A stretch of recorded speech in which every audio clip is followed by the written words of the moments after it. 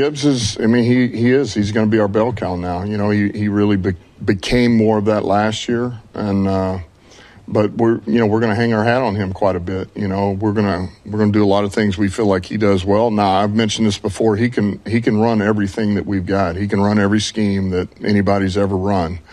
You know, he's not just an outside runner. He's not just a space runner. He can create his own space in the middle. And some of his biggest runs have been gap scheme right down the pipe, you know, where he's had patience and found it and guys blocked it up well. So we're going to ask a lot of him. You know, I think it can change as we go. I think a lot of it's going to be dictated by what we're good at as a unit.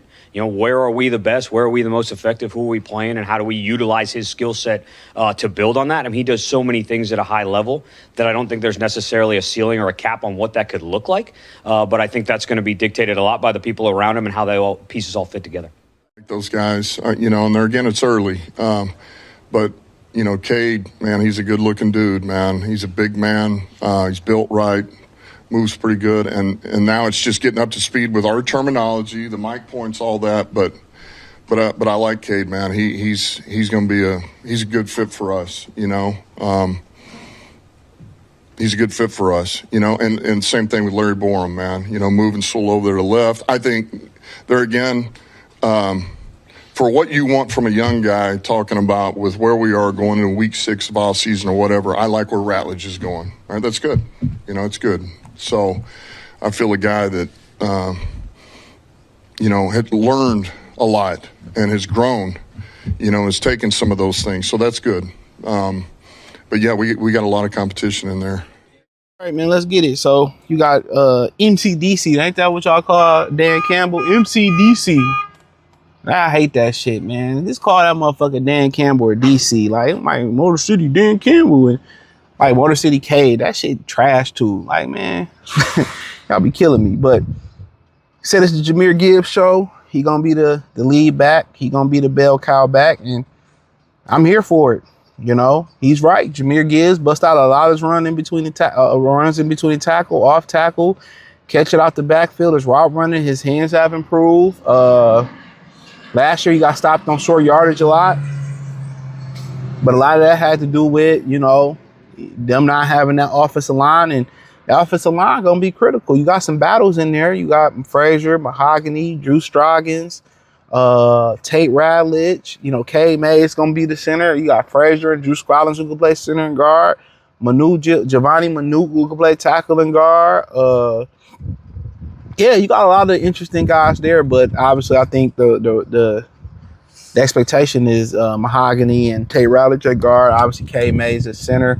If everybody healthy, Sewell and the kid they got from Clemson, what's his name?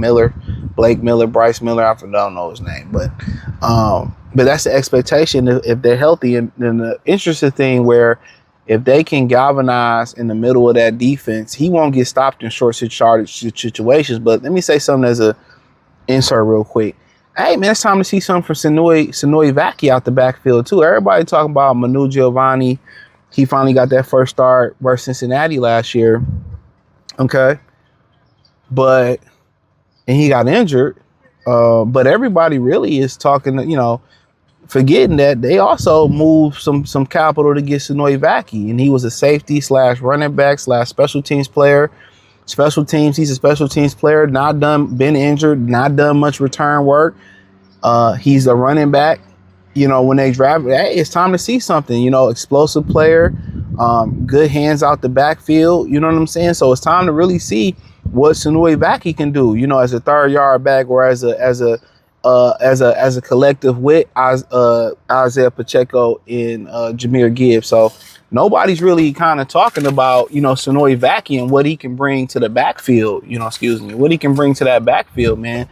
I believe that's going underrated, but it's the Jahmyr Gibbs experience. And I think one of the beautiful things, if they can, you know, galvanize the middle of that line, he shouldn't get stopped on 3rd and shorts, or short yardage situation. But also the issue with that is, also the issue with that is you got that guy, what's his name?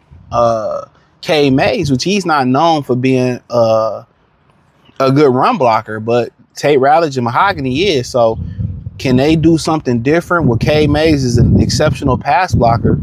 And you heard Dan Campbell saying that he got to catch up with the verbiage and all of that, right?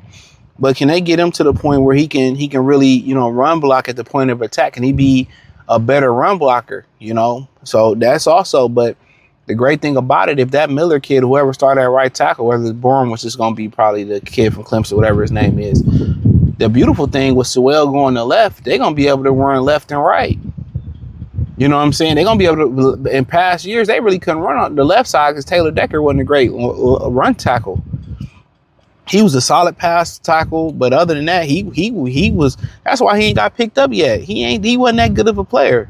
He was an upgrade from Jeff Backus. I mean, shit, me and you an upgrade from Jeff Backus, trash ass. But now, you know, Pets ain't gonna be able to run left or right with a lot of confidence, and that should make the Lions' run game more explosive as a collective, in my opinion. In past years, you didn't really fear them running off the left side because Decker really wasn't no good left tackle, but he wasn't no good left tackle in general.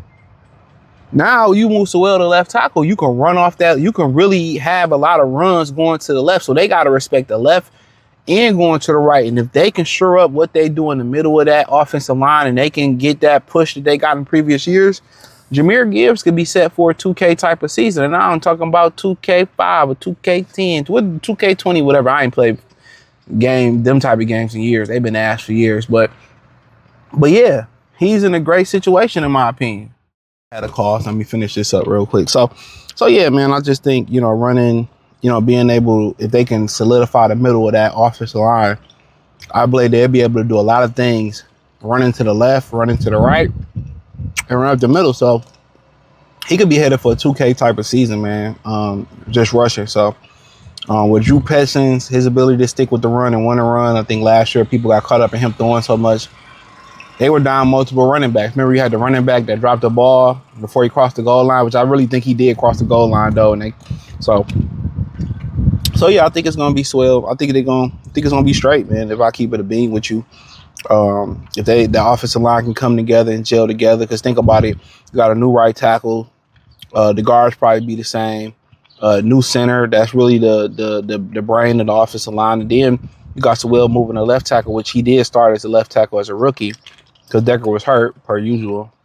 So you got 3 different positions on that offensive line. You got your right tackle moving to left, which is a huge thing.